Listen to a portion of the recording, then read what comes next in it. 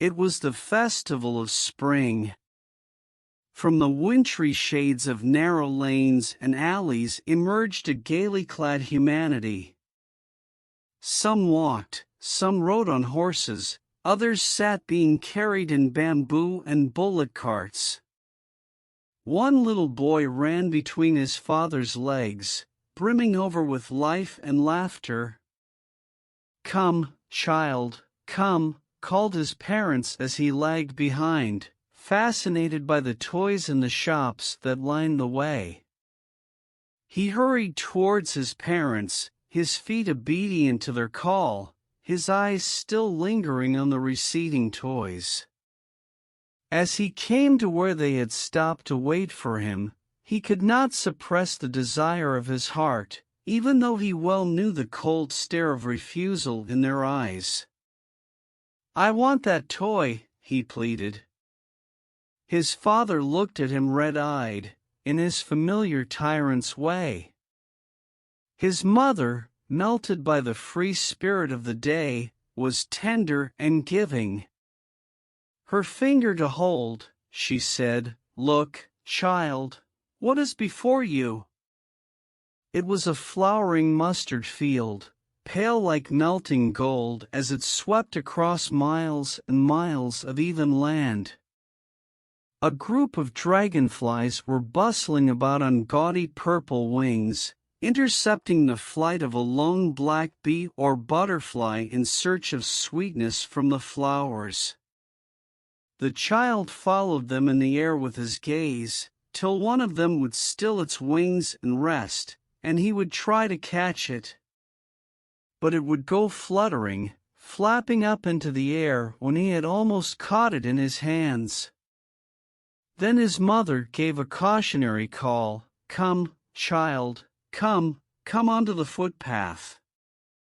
He ran towards his parents gaily and walked abreast of them for a while, but was soon left behind, attracted by the little insects and worms along the footpath that were teeming out from their hiding places to enjoy the sunshine.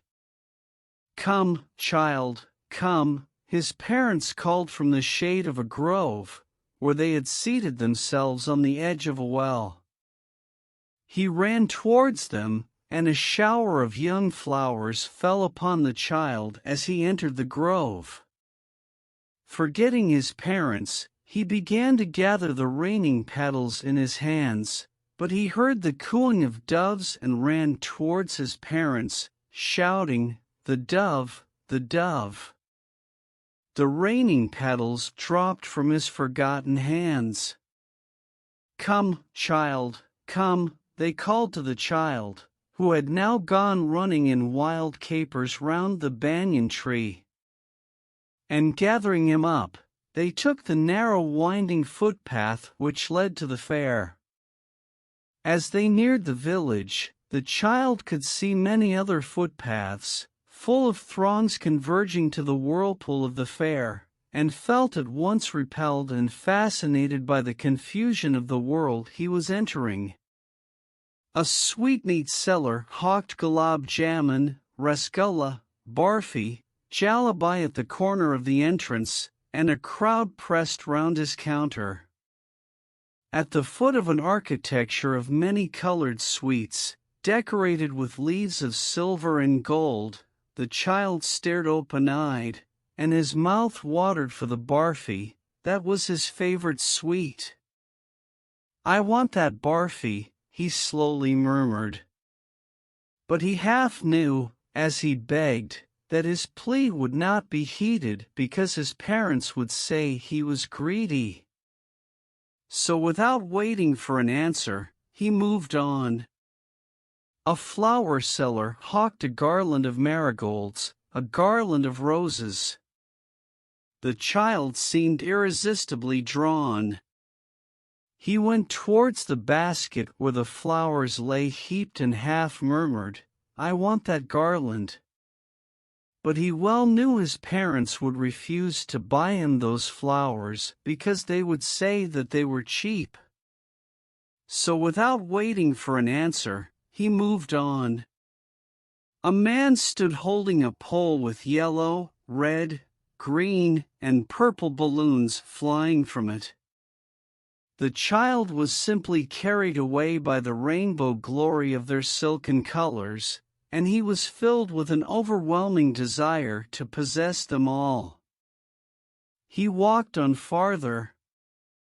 A snake charmer stood playing a flute to a snake, which coiled itself in a basket, its head raised in a graceful bend like the neck of a swan, while the music still entered its invisible ears like the gentle rippling of an invisible waterfall. The child went towards the snake charmer, but knowing his parents had forbidden him to hear snake charmer's music, as the snake charmer played, he proceeded farther. There was a roundabout in full swing.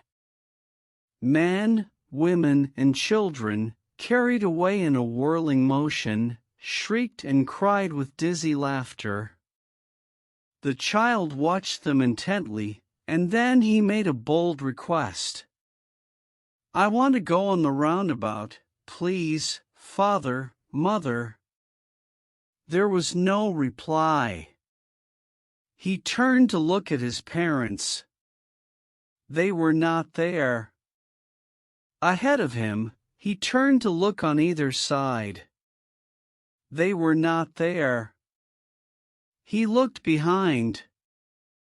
There was no sign of them.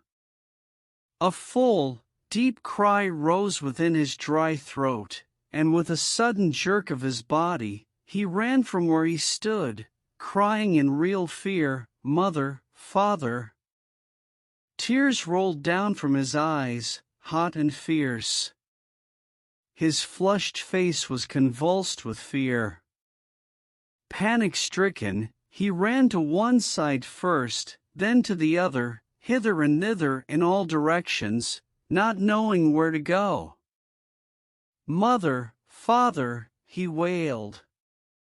His yellow turban came untied, and his clothes became muddy, having run to and fro in a rage of running. For a while, he stood defeated, his cries suppressed into sobs. At little distances on the green grass, he could see, through his filmy eyes, men and women talking.